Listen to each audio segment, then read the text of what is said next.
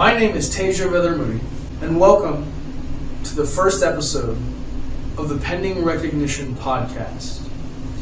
With this podcast, we aim to not only interview Kearneyites, local Nebraskans, but also, and our main focus, is going to be musicians, bands, band members, mainly from here.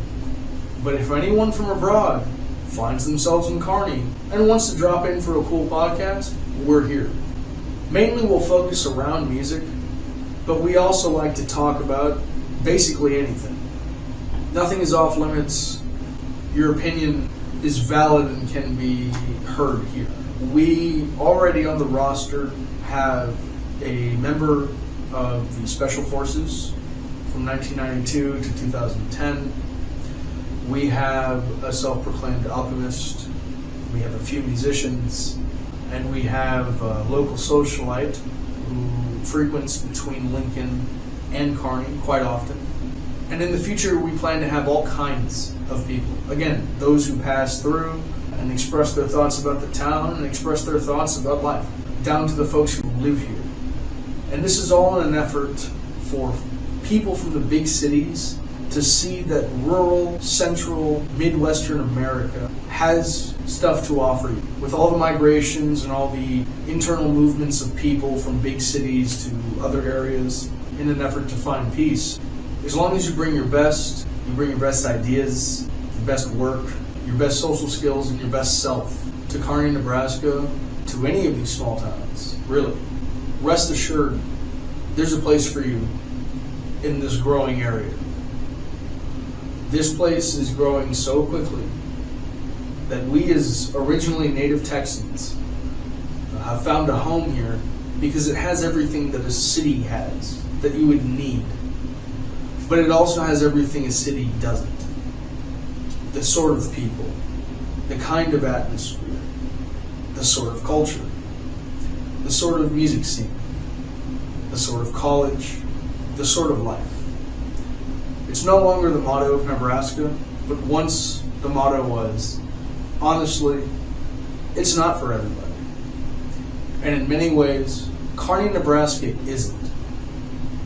But I can promise you, you are not everybody. If you're watching this podcast and have any interest in what we're trying to do here, by putting a city that has always been here, Kearney, Nebraska, 1733, the Midway city, the center of the country, back on the map. That's what we're trying to do here. And we want to bring it back to the map as a modern city with modern amenities and with a future as bright as any other big city in the continental United States. So no matter where you come from, where you're watching from, thank you for being here. And now I present our first video-produced episode, the Marion Gunn and the Wanted Ones interview.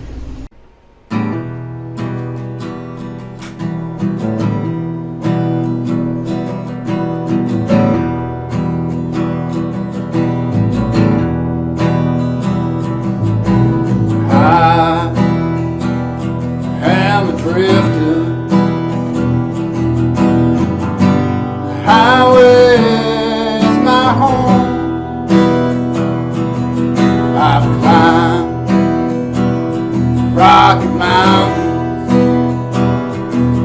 came down on a runaway truck all alone.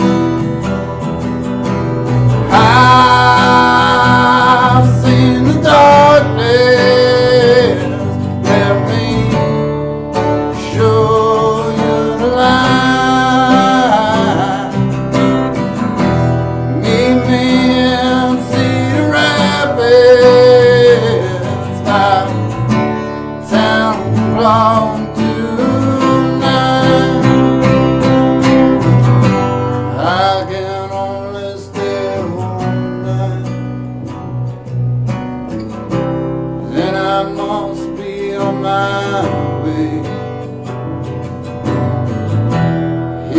highway calling out my name.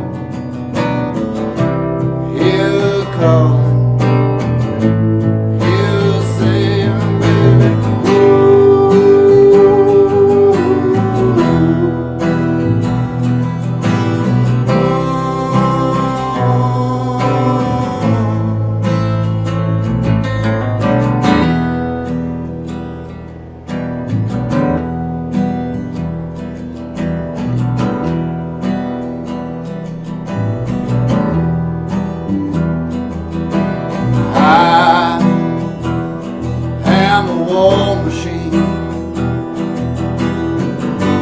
trained to kill and wave the flag. But I just got to keep moving on. For my demons catch up with me, this lives out wandering how long will this collapse.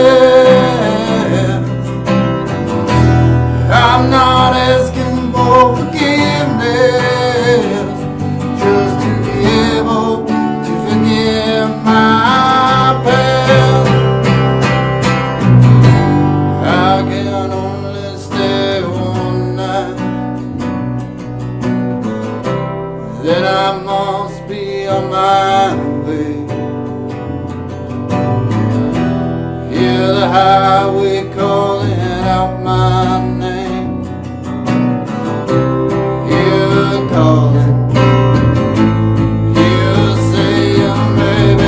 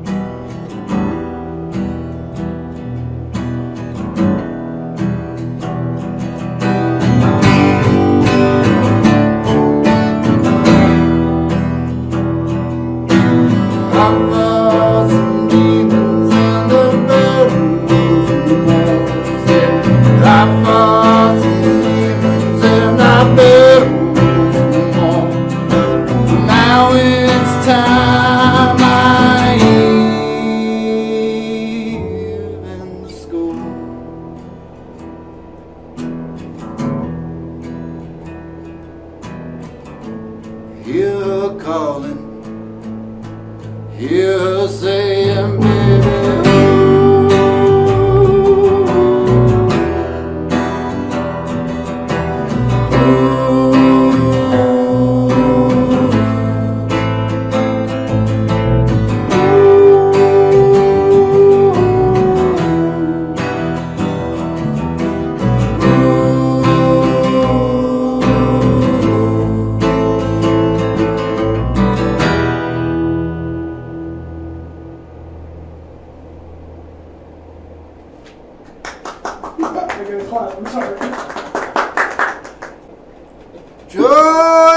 Joanne, is this where you thought you'd be?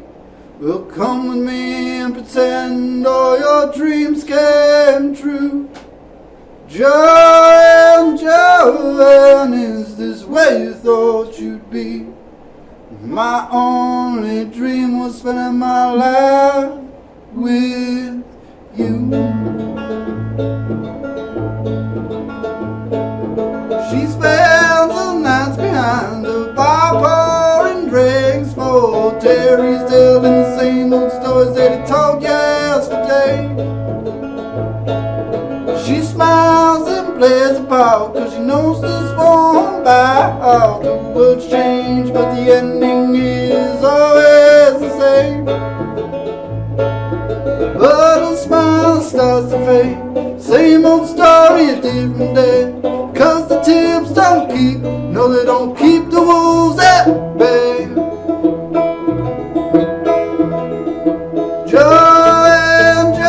Joanne, is this where you thought you'd be? Well, come with me and pretend all your dreams came true. Joanne, is this where you thought you'd be? My only dream was spending my life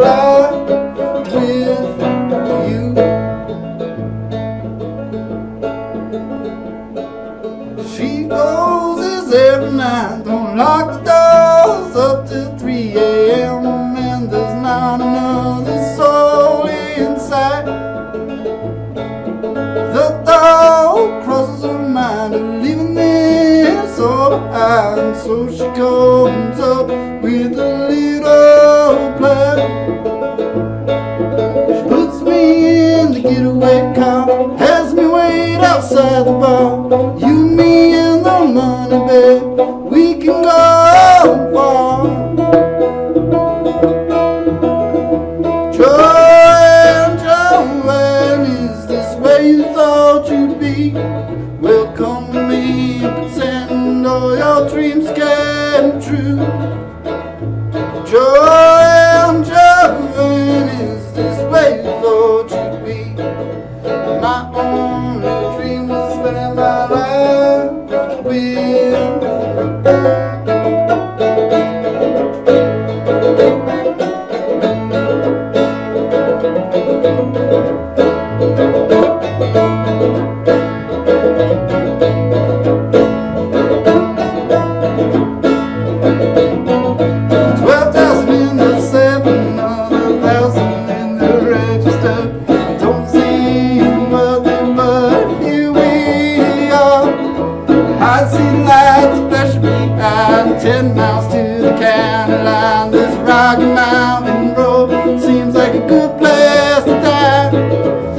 Strips around it. I've got this Datsun running in the red. Baby, you remember what the good book said about the rich man and the needle? Lord, tell me, how could it be evil for a man to attempt something so evil?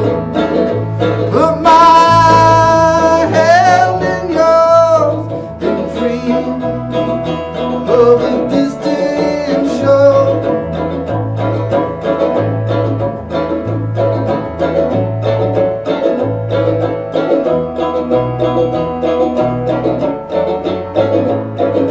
Tell me, Joanne,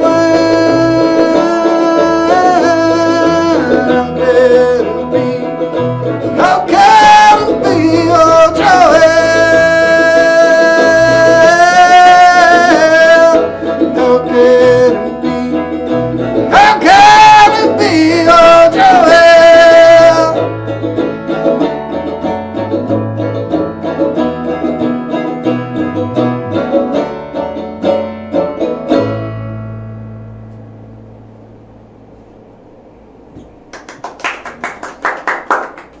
I did throw you some curveballs. Yeah, you sure did. So that was a neat little show y'all played for us. I noticed all the chords you were playing. You grew up with chords, didn't you? Like, no? No, not really. Not really, no.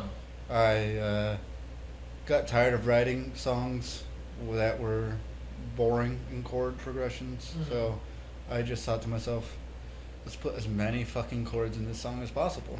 I saw you flipping between the shapes and stuff. How you turn that D into a G there in that third song you did. Oh, yeah. Just how it was just going back and forth. I cannot do it that fast.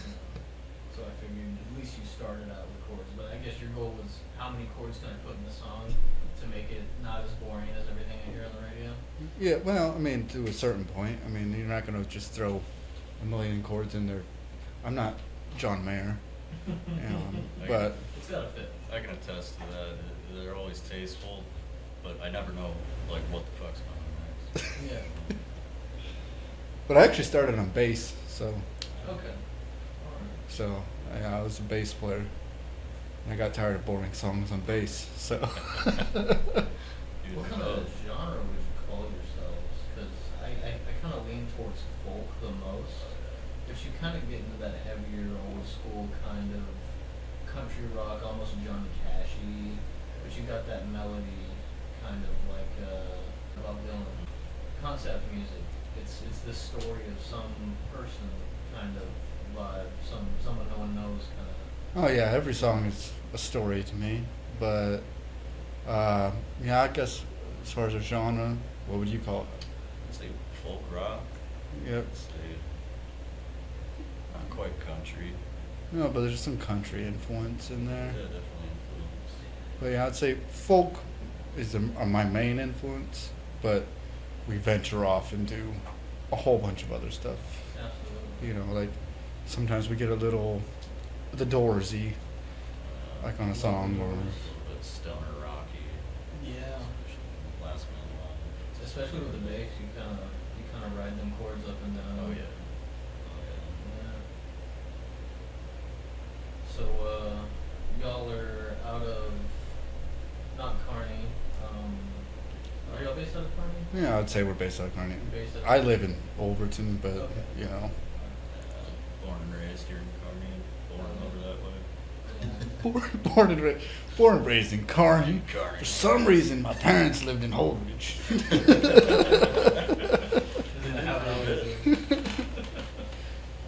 But y'all guys do your own recording. Like, this is kind of a new experience being recorded and filmed by someone else. Well, we did, what was it, 4 or 5 songs on the album with at Secret Studios. Then we just ran out of money. Shout out Secret Studios. Yeah. How's it like doing it on your own now? A little bit more creative freedom, a little bit more take it at your own time, kind of. I can't speak for Cliff, but I like it more because, you know, you can, you know, be listening to it and think, you know what this song needs? A banjitar. And then you buy a banjitar. You can add it. So. It's the freedom of your own, it's more your own project now. Yeah. You know, you feel Yeah. like it's more your creative, you know, thing to do whatever you want with it.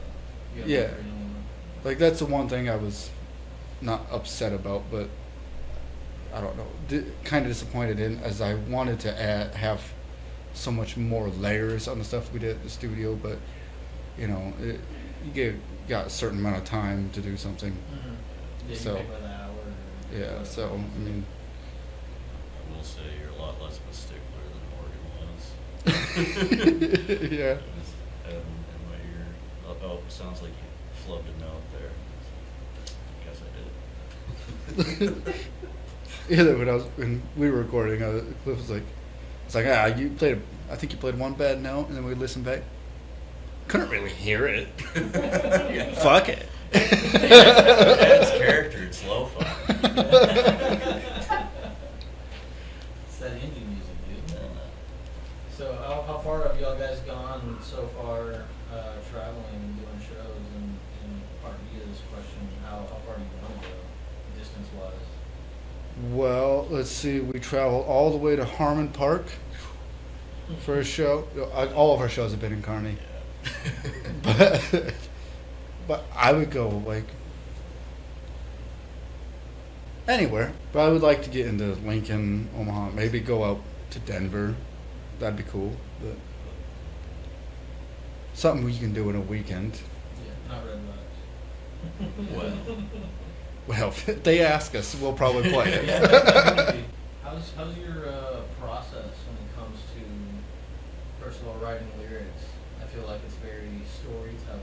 I mean, I just think of, like, one line comes to me, and then I think, okay, what's the story based off that one line? Like, so basically I just, like, Last Man Alive, I just had, if heaven has to fall, I'll have the best seat of them all. I'm like, okay, so what's the story behind that? And How do I fit that? What's the content? yeah, so then it was, it's a guy in space watching the world burn. days of losing. Yeah, that song goddamn mind. specifically, it always reminds me of a Fallout story, just this Yeah. lone wanderer, Yeah. atomic bombs, mushroom cloud, one after one. Yeah. But every time I go to y'all's shows, I always get this, like, cowboy novel kind of vibe.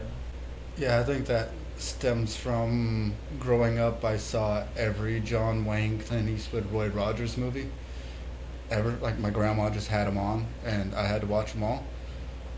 And 90% of them are really fucking good. But Howdy, Bill. so I just grew up on westerns, so I just kind of love the western idea. Yeah, I definitely wouldn't call y'all country, but the cowboy western music is definitely a huge influence, it seems. Yeah. Cliff, a question from me and not for the audience. When you gonna get that standing bass back up and running? Oh, it never stopped around it. So I feel like you guys kind of workshop your albums out on the stage. Do you have like a special way you go into the studio compared to doing a set list for a live show? You do most of the set lists, and then we nitpick as needed. Yeah, I mean, you could kind of tell just what songs are better.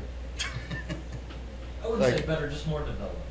Had about 30 songs going in to record for this album.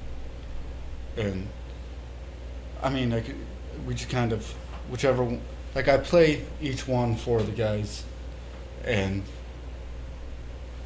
I have my own opinion on which ones are good, and then I can kind of tell which ones they think are good by, like, you know, some of them aren't that good. I'll And tell yeah, they'll tell me, like, or you can just read it, you know, like, oh, this one they aren't too enthused about. So you just kind of figure out which ones are good. If Cliff isn't cussing me out by the end of it. Oh, I always cuss you out one way or another. Yeah. It's just positively or negatively. So when y'all do live shows, do y'all take the Frank Zappa approach, or are y'all more of a Stevie Ray Vaughan where you gotta be shit-faced in order to hit that solo just right? I've blacked out on stage more times than I care to admit. You know this. Stevie Ray Vaughan. Yeah, very. I have a sweet spot. Like, I get too many nerves if I don't have a little bit to drink. Okay. But if I try to hit that sweet spot, because if I have too much, then I just play sloppy as. You gotta find that flow state. Yeah. And I gotta be just buzzed enough to not know I'm nervous. Yeah. But Exactly. if I go past this. And it's stupid, you know. We played the other side how many times, but every time I'm nervous. But I saw an interview with Slash where he said that every time he gets on stage, he's still nervous, and if you ever lose that, you should just stop playing.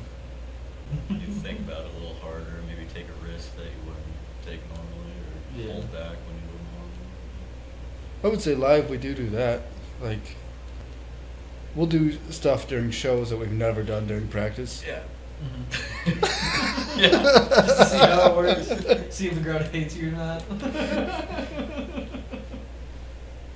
Well, I think Cliff hates me for it, but No, it's always cool. Like, we always kind of nail it. Yeah, but it's just like God. it's just like you're feeling the crowd, and you're just like, they want more of this. I'm gonna give it to them. Oh, yeah. Hopefully, these guys follow me. Speaking of giving the crowd what they want, that full Hound Dog set, that was real good, and I was kind of hoping and praying in the back of my mind that y'all would do that here. No, that was great. Yeah, we did it one time as a joke at practice, and I did the hip things, and then Ben wouldn't let it die. Yep. Thank God, because I got to see it live. Yeah, my wife Kirsten was like, he really got into that, didn't he? Well, you can't half-ass. Oh, yeah. So when's the Elvis cover album coming out? Well, I don't know how many times can you play In the Ghetto.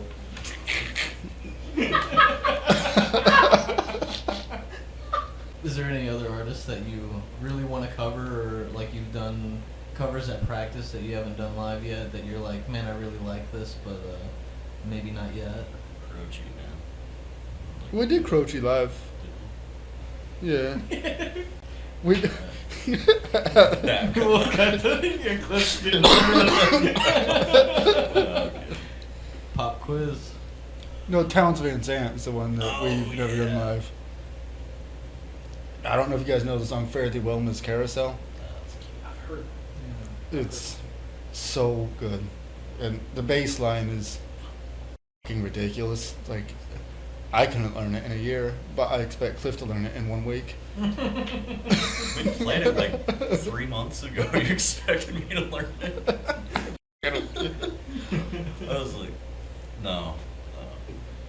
Yeah, but there's like 6 verses too. Oh boy. Yeah. And I don't know if you guys know Towns Van Zandt very well, but they're all wordy as He was at the same time as Bob Dylan. Around the same time? Okay. Yeah. Okay. But yeah, he just has so many. He wrote Poncho and Lefty. Yeah, he's the first If I can make a simple, humble request, Alice's Restaurant. one. Talk about a long song. We man. do some Arlo already. Okay. I don't know if you guys have been at one of the shows where we did. What's the name of that song? I only have one vinyl, and one half of it is Alice's Restaurant. I saw that vinyl today at the record store. I did Yeah. karaoke once, and I was going through the list, and Alice's Restaurant was on there. Oh my god. And I was like, oh, fuck yeah, I'm going to piss off You did? this whole bar Yeah. and do Alice's Restaurant for 37 minutes up here. Oh my god! And so I pick it, and I'm so jacked. I'm like, oh yeah, I'm going to close the place down, still rambling on Alice's Restaurant. And I get up there, and apparently there's like an actual song form of it that I've never heard, where like he has like actual verses. And that's what it was, and I had no idea what the melody was or anything. I'm like, oh Jesus, people are going to think I don't know how to sing. I've heard at least 2 or 3 versions of that song, yeah. So don't pick it for karaoke. There's better options. Oh yeah. Life is like Alice's Restaurant. You never know what you're gonna get. I've noticed a couple Texas references. Is that just the cowboy aesthetic, or is that... Texas. What songs did we mention Texas in? I swear to God. Oh, Goodbye Sweet Mama. Yep. Yep. Yep. Yeah, that was just kind of, because that's, It rhymes. the and Texas so- 10 are Rangers, Okay. so. But yeah, that whole song is just a Western. A lot of my songs are just imagined as movies, Mm-hmm. and that song is, obviously if you listen to it, you know what it is, but they rob the coach. But in his mind, he's doing it with his woman, but not really. She's not there. He's kind of crazy. Yeah. When Cliff plays that sweet bass solo, then we realize that he's crazy. Oh yeah. My old band, I referenced Texas in a song too, but I think that's the only one. This one. Are you inspired by movies when you write songs? Or is it something where it's just, it's coming, stream of images? You were saying earlier, I start with a line. Well, they all start with a line, and then it's just story comes after that line. But then I always think of them like, okay, a line, where's it going? Let's frame this. My whole, you gotta have a 3 acts or something, basically, like a movie. You gotta have a beginning, middle, end type stuff. Is there any point in time, whether it's you, Chuck, or you, Cliff, where you guys are making this music, where you start seeing in the beginnings or the touches of what could become a music video in the making of your own music? I think all of them, pretty much. I mean, there's a few. I have a few songs that I hate because lyrically they're kind of trash to me. But like on the In Damnation, Cotton Mill Hill, the lyrics are trash, but people seem to like that song.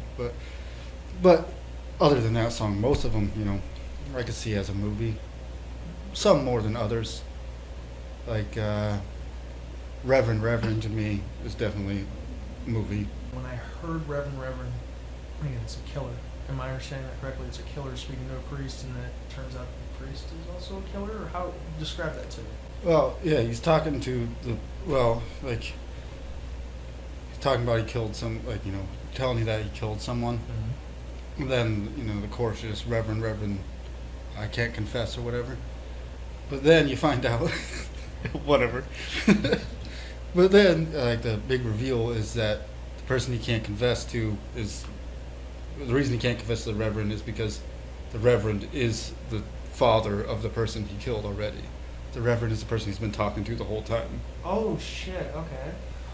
Wow. Is there ever any song, and you don't have to name it, but is there ever any song where it's like there is a personal touch there? Is there any track specifically where it's like that's me? There's songs I've written that are like that, but they haven't been on either of the albums. Okay.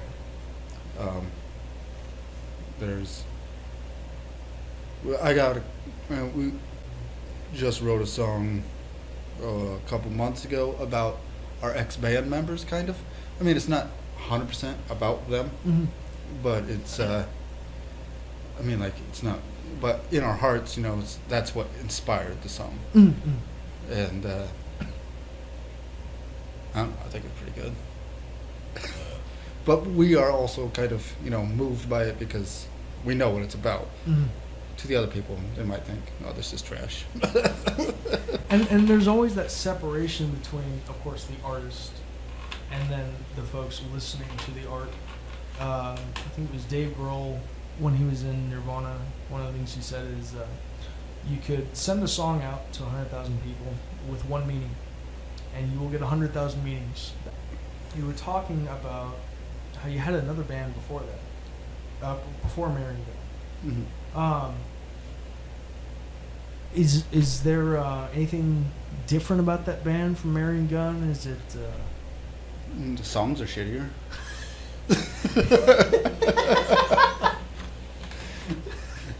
That's a fair answer.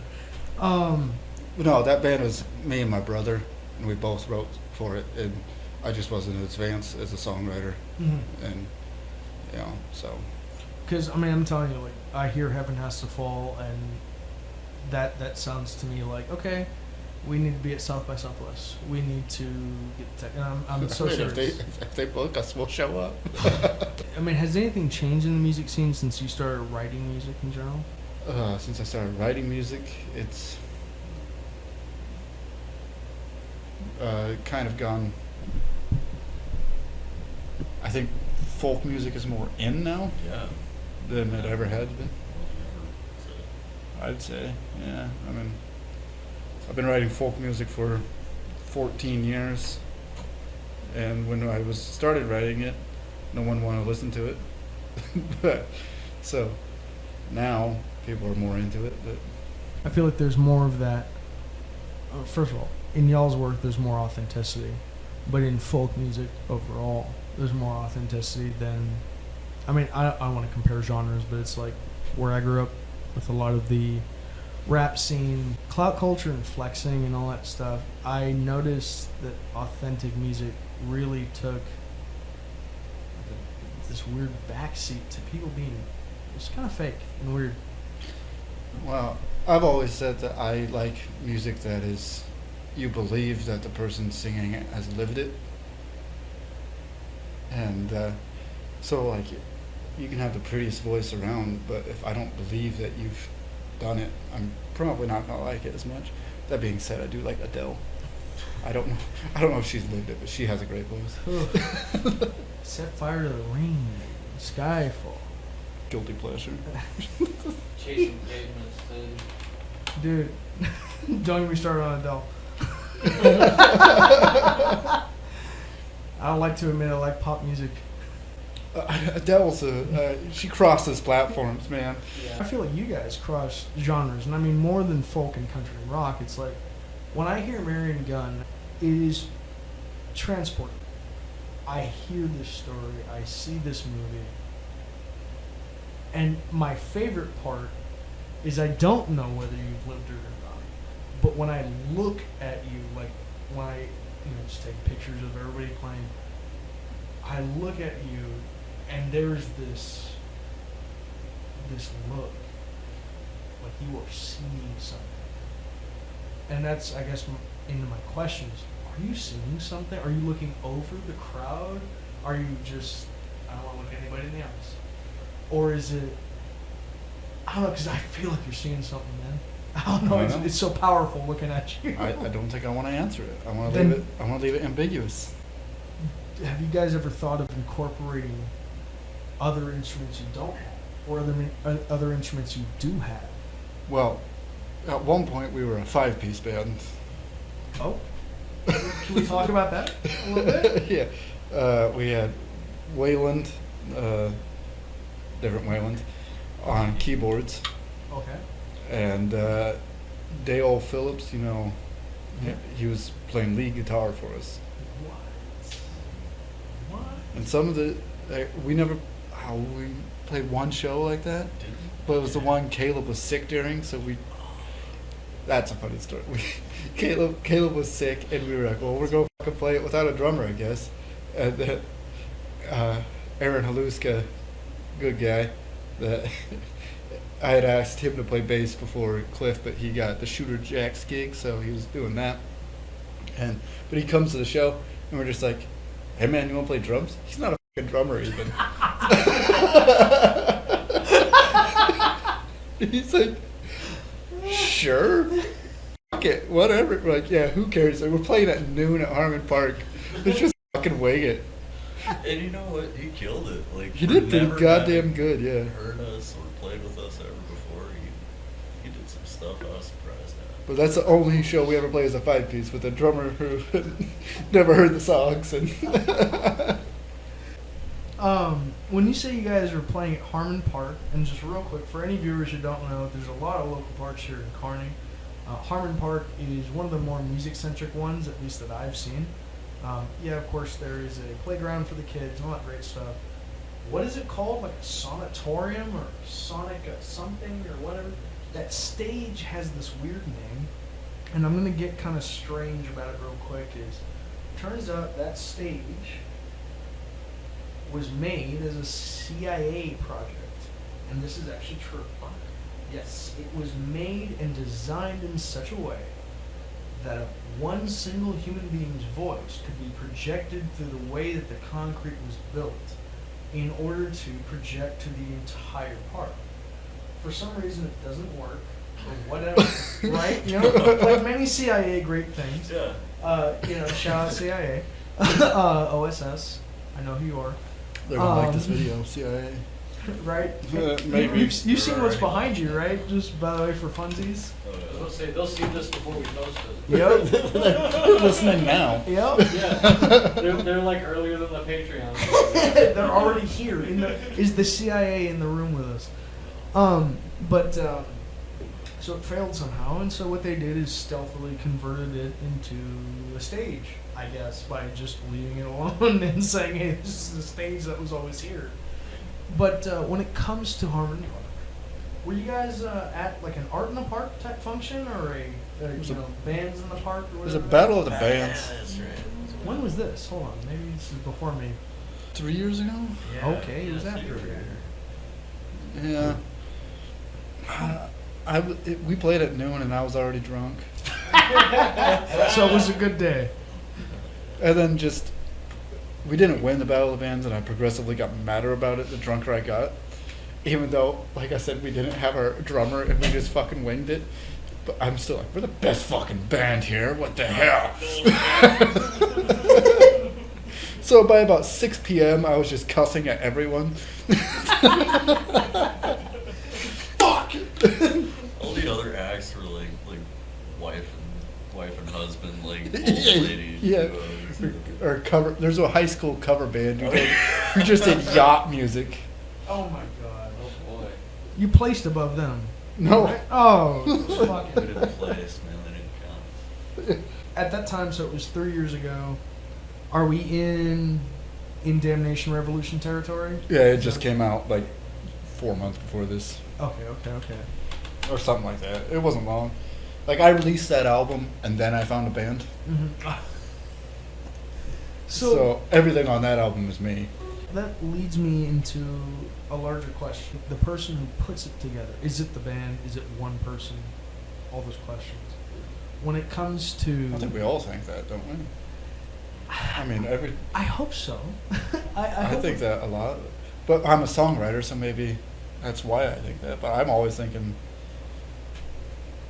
I wonder how many of these f***ers actually try to write this, or if it's just one guy. Yeah. Is there any bands you've listened to where you were surprised by how you thought everything was written and put together, and how you found out that it actually was? I don't know. I feel like I hear a band and then kind of just somehow, one way or another, find out how they write the songs immediately. Mm. Like, I don't know, like that's just something I'm curious about. One band that always shocks me, that Motley Crue, that Nikki Sixx writes all the songs, because I swear to God that fucker doesn't know anything. And some of the songs are pretty does he write the riffs too? Like, because some of those riffs are badass, but people claim he can't play bass. So, I want to know what Mick Mars writes and what Nicky Six. Does Nicky Six just write the words? I'm curious. I need to know. I hope Mick Mars is mad at them. Maybe he'll comment. Mick Mars, what's up? Cliff, is there anything like that for you, man? I can't think of any one band in particular, but off the top of my head, I was very surprised as a young child when I found out that Geezer Butler from Sabbath wrote a lot of those lyrics and wrote a lot of those even compositions. And surprisingly, all the coolest ones. So, well, because he's a bass player. Bass players are always the coolest guys. I was leading into that's part of what made me want to be a bass player. Well, I was going to say, actually, I'm going to do a Cliff-specific question real quick as a bassist. Who is your bass hero? Who is the person, the group of people that made you go, that's it, I'm doing bass? Because to me, it's the unsung part of a band. It's, everybody's jiving, grooving, getting down, but we're looking at our vocalists, we're looking at our drummers, we're looking at the folks most apparent. You guys are looking in the wrong spot. You gotta look at the bassist. That's what I'm saying. I want to be back in the mix ways. Only the best people notice. There's so many of those. Geezer Butler mentioned him, obviously a huge influence. I heard NIB as a kid, and I was like, oh, okay, yeah, that's the best instrument. But Les Claypool from Primus, and all of his other side projects, very huge influence on me. Never forget, Primus sucks. Yep. How was that Primus show? So hard. It sucked. Did it really? So quick with it. That was my second time seeing it. Their sound production is just chef's kiss every time. It's a cool venue too. Sweating balls. I got sweated on by an old man. I initiated a mosh pit at a fucking Oh, hell show. yes. Yes. And it was purely old men. Who's breaking bones? Not me. Well, that's how I initiated it. I walked up to this dude, and he wasn't shirtless at the time. You ripped his shirt off. No, he ripped it off. So I was just joking around in the crowd, like at a quiet part of the song. I was like, man, I want to start moshing, but I'm kind of worried about you guys. I don't want to break a hip on one of you fuckers. At that moment, shirt came off, white, crusty, sweaty chest hair is poking every which way, and he just starts spinning, and he starts shoving, and that's what Primus is about. That's what Primus. Yes, sir. Yes, sir. Wow. Oh man, the 90s and 80s never died. Right. And I'm sorry, I gotta get that image out of my head. Speaking of mosh pits, can I tell a mosh pit story? Go for it, absolutely. When I was like 12 years old, tops, Motorhead and Corrosion and Conformity played here in Kearney. Fuck, dude. I was there, I'm there. I love COC, Motorhead, whatever. but there's this mosh going, and I'm standing on the edge of it. I'm 12. I'm not gonna get in this mosh with these grown ass dudes. And there's this guy comes out. Swear to God, he's hopped up on every drug known to man. Shirtless, he just stands right in front of me, staring me down. Like, I was just standing there watching the show. He comes out, just stands right in front of me, stays there for a good 45 seconds, just staring at me. I'm like, what the fuck does this guy want, man? Like, am I going to throw hands? I'm 12 years old. I guess I'm going to have to throw some hands. Finally, he walks off, and I was like, oh, Jesus Christ, the meth must have wore off or something. I don't know. So, yeah. Well, other than that, great show. Yeah, you know what? Tell you what, that's news for me. You brought up Corrosion of Conformity. You brought up Motley Crue, and I'm just by extension 6 a.m., which is Nikki Sixx attempting music. Well, that album's great. The first one, The Heroin Diaries. That's what I'm saying. Well, Like- it was when I was 17 or whatever. I mean, first of all, to ask you, because I asked him about his bass heroes. Are there any vocalist heroes for you, past, present? Vocalist? Yeah, vocalist writing. Anything. Songwriting? With There's, what you consider that you do. there's songwriting-wise, Josh Ritter. Okay. I love him. Okay. He's amazing. He has a shirt that says rock and roll with a lot of words. With a lot of words. Okay. A lot of words. That's kind of what I hold my standard to when I write a song. I'm like, shit, I gotta put more words in this. There's not enough words in it. We gotta put a few more words. We gotta have about 4 more verses in this song. but him, current artist, like he's a current artist. White Buffalo. He's great. I've heard that name. That's a recent contemporary artist? Yeah. Okay. I just saw him live in Omaha, like last month. He's great. Puts on a hell of a show. His drummer is incredible. He has a bass player who plays guitar and bass at the same time. I don't know how he does it. Like he has a guitar but plays bass. Like he has it going through an 8x10 and a twin reverb. No shit. And it like I was studying that rig the whole show and I could not figure it out. But anyway, back to your question. Neil Young, Oh, hell. Bob Dylan, obviously, Townes Van Zandt. Some ones that maybe aren't as obvious but kind of do influence me though are Iron Maiden and Guns N' Roses. What? Like I'm a huge Guns N' Roses and Iron Maiden fan. Like, but you don't really hear them in the songs necessarily. But I feel like like as much as I love them, there has to be something that draws from them. You bring up Guns N' Roses, and a lot of folks, they'll go, "Welcome to the Jungle." I like Paradise City because it tells this like story, like he's talking to somebody, telling them some shit. But the one that I think of, and especially, Well, I'm holding out hope that you say this their best song.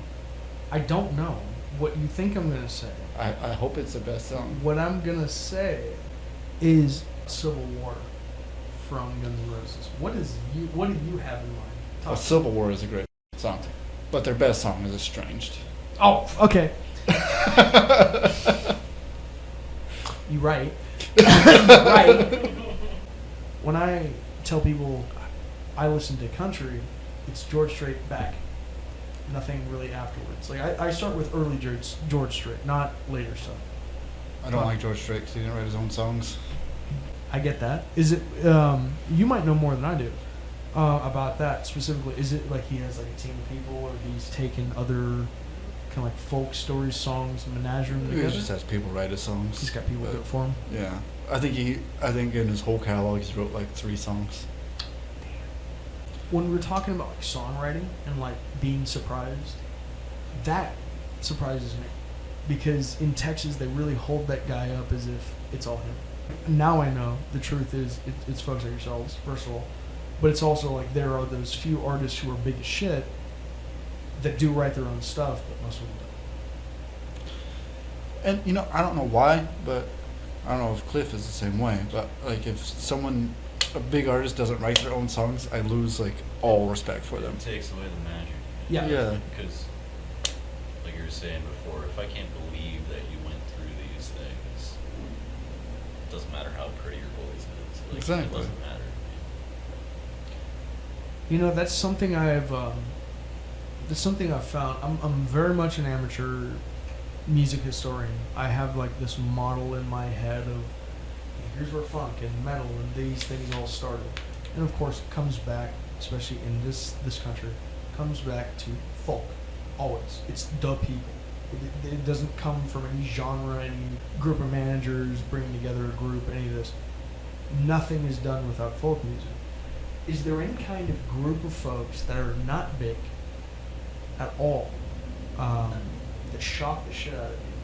I don't see enough shows, honestly, to have that happen. I mean, there's bands I like that aren't super famous, but they're still kind of nationally known. Mm-hmm. Cliff goes to a lot more shows than I do, so he probably has a better answer. I go to a lot of shows, but I always kind of have a thought or gist of what I'm gonna see there. Mm. I will say, Ford in the Strange Band. I kind of knew what I was getting into, but blew the socks off. Like Yo, I just I want to cherish that night. shout out Coleman Williams, man. Yes. Coleman Williams the fourth, Yes. dog.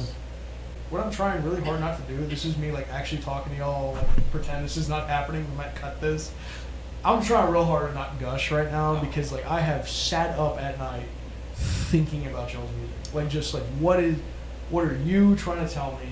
What are you trying to tell me with like, okay, here's what he's saying, but I'm feeling that, you know, like these things. And so that's why I'm trying to really get a vibe of, you know, who the inspires you guys. Well, I feel like we have so many things that inspire us. We're a melting pot of It's a mountain, everything. You know, Cliff has a big blues background. man. You know, when Caleb played, he had a big blues background, and that influenced the song some. So it gave it a bit of a blues home to the whatever the f*** I was doing. Like, I feel like you guys kind of home me because I kind of, Real deal. you know, the songs kind of meander through genre to genre, but having a backing group that is solid and stays in a home kind of makes us feel as a cohesive unit. And Wow. like Last Man Alive, Mhm. that veers off from folk hard, very fucking hard. Oh yeah. But because these guys have been doing their blues stuff through it, it doesn't feel like it's out of place necessarily. Like, you know, it may surprise you when it comes in, but it's not like, oh, what the It's because they still bring us back to that home of blues. And I mean, it's not to say that they're just playing your boring blues stuff, or not to say blues is boring, but Mhm. but you know, that's what they're rooted in, Mhm. and it brings us to that. So like, we got blues there. Whatever the fuck I do, they'll bring us back to something, a homing beacon. Mhm. That's how I always felt when it was you and Caleb. Here's an interesting question. It's only opinion based. There's no right answer. Lord knows, I don't think anybody has an answer. Is there an intersection between, you know, folk music, you know, just, you know, the people's music, and blues? Is there a difference? Is it the same thing but done a certain way? What does that mean to you when you say blues? I think it really is a lot of the same. Maybe just different regions of early U.S. at that point. I think it's basically just what color your skin was is which one you got classified under. I mean, to your point, you're absolutely like correct, at least with me being someone who grew up in the South, and I look like this. A lot of what I learned, because people just would assume and therefore tell me things against my will, that you're absolutely correct. Is if your, you know, your skin tone became darker shades, you were more pigeonholed into like a blues type thing, and folk was more for, again, Townes Van Zandt and stuff like that. But the reality is, then you look at these artists, they had no such reservations. Like, it was all the same shit. You know? Yeah, I feel like It's until marketing. the 60s, I feel like there's a split about the 60s where blues went more electric. Okay. Oh yeah. That's and, fair. And folk stayed acoustic. See, In my opinion, anyway. I don't know. well, I was just saying, because I feel that. Because, I mean, I'm not going to pretend I remember who it was. I think it was Chuck Berry. I don't know. Someone decides to stab their headstock through a Marshall amplifier and create that effect by destroying their equipment. And later that becomes distortion pedal. And of course, like you said, 60s and the Beatles, pedals and levers, it all runs off into But this. everything the Beatles did is back to blues music. very true. I feel like folk music is just, like, if you stripped everything down, everything could be folk music. But if you strip everything down, you're gonna find out what the actual good songs are. If you can play it just an acoustic guitar and a singer, and it's still good, it's a great song. And just if for, you need all the bells and whistles, it's not a good song. and just so anybody who may not know about music production, if this is what you're getting at, when you say strip it down, take your auto tunes out, take any of your background production out, you, the guitar, and the microphone. That's it. Just someone around a campfire singing it. And if it's still great, it's a good song. If you're like, eh. But the thing about that is, though, you can play these songs that everyone knows that are overproduced, and people are gonna think it's great because they've been mind fucked into thinking it's great. I see that.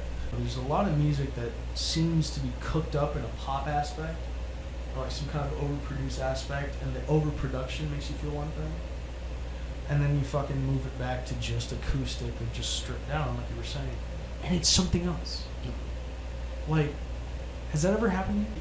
Kind of an example, like I've always kind of known, like I knew what it was about, but Born in the USA, like, to me, I mean, like, I knew what it was about, but like everyone else doesn't seem to know what it's about. It's like, you know, this song is shitting on the USA, right? But that's one that kind of sticks out to me, as people don't listen to the words, and that kind of makes me realize that why do I labor so much over words when people don't even fucking listen to them? Dog, for people like us, man. I mean, like, there's somebody out there, dude. Like, I don't know, like, that's what I wish every you guys and every musician, somebody listening, like, and I'm telling you, you are moving people to tears for right reasons. I want to go back to what made your mom cry. What made my mom cry was hearing your voice, and it made her remember, in her words, good music by real people. Real music, real people, real feeling, authenticity. Oh, goddamn. And my mother at that time, I mean, she's like what, 60, she's like 64. She was someone who saw Johnny Cash at Kearney State College way back in the day. And oh man, that Johnny Cash, he's gonna be somebody. Hey mom, remember that one time I told you he didn't write Hurt and that it was 9 Inch Nails and you got mad at me? Whoops. It's one of the few times where a cover, he owns that cover. Here was my bright idea, right? When we go to my grandparents in India, people who have no concept of Johnny Cash, who have no concept of his life, you know. And my bright idea, so they showed this to these old people from a different culture, thinking, because I'm stupid, and forgot that music is the great communicator, and blah, blah, blah, blah, blah. So showed it to these people with a completely different ethnic and cultural background, and they just started weeping in front of me. And I'm just sitting there, oh wow, like, oh shit, like, this is real music. Like, no matter where you are, no matter where you come from. You know why? It's because you believe that Johnny Cash has lived it. Yeah. Back to what I was saying. Like, Trent Reznor actually lived it, but you can't tell it from his singing. Johnny Cash, you hear him singing it, and you're like, oh, this motherfucker did hurt himself today. I mean, shit. It is. Held by falling and I can't get up. Fuck yeah. That's what music is. Exactly. Make you feel something. Whoa.